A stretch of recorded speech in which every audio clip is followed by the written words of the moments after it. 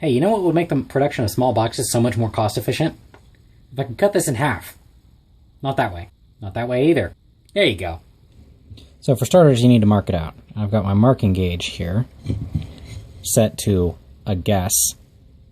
I'm going to make a short little line. Then I'm going to get a really low angle on it and see how far off I am. Not by that much. I'm going to make a little dot there.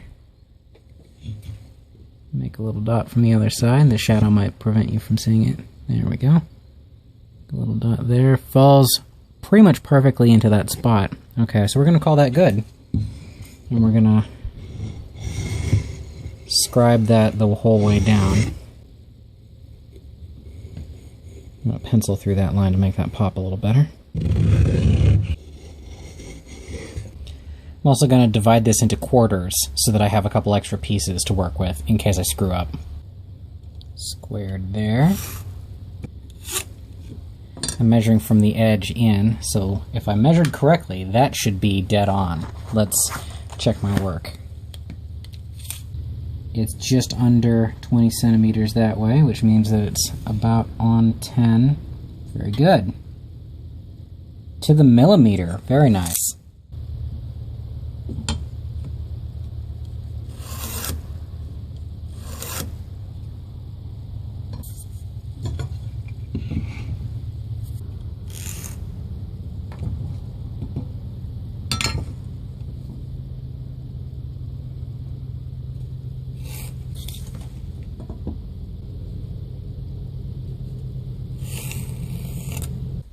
If I divide it in half, it'll be easier to keep it stable, because this saw is not very long, so cutting just half of this is going to be a whole lot easier.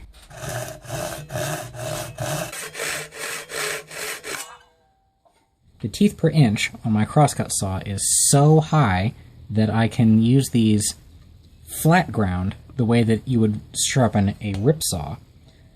I'm going to use that to establish the kerf that I'm going to be following, because they cut slower.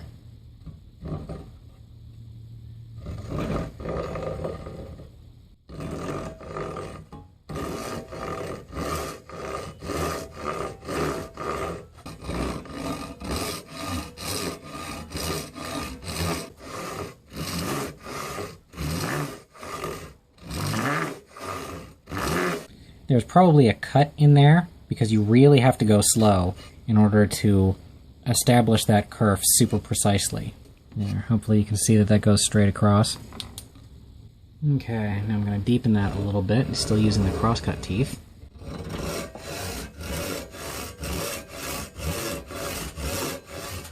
Now that I've deepened the corner kerf a little bit, I'm going to be sawing in that kerf and drop my hand by quite a bit. I'm actually getting really low down here, if you can see me. Trying to stay as on track as I possibly can. This is where the two-handed grip that you can use one of these saws with is really handy.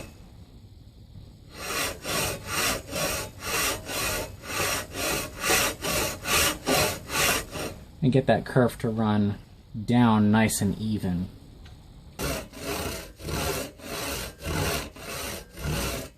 And making nice and smooth cuts across the top here to broaden it in. Then we're going to flip it around and come from the other side.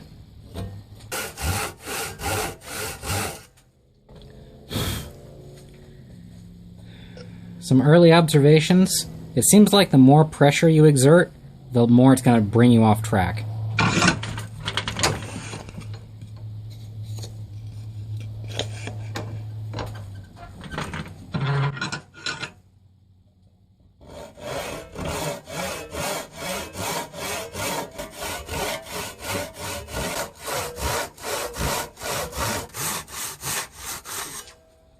Now, it's worth pointing out that I can only ensure the accuracy of the saw kerf right at the edges. So if I want clean accuracy by hand all the way across, the easiest way to get that is by going down the kerf in a diagonal that way on both sides.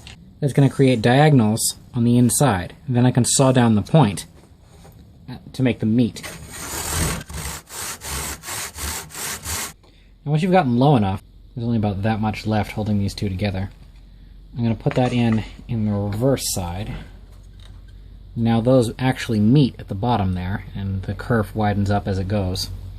And I'm going to go in from the top down to meet where the kerf is down there.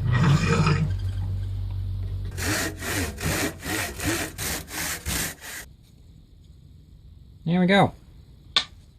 So now, let's check our work. The fuzzy side is not going to tell us a whole heck of a lot, but the flat side will. And that is pretty spot on that way.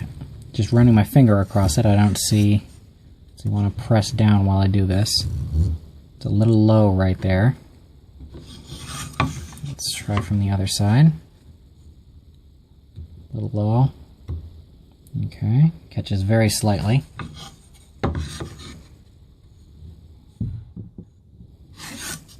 Perfect. Perfect.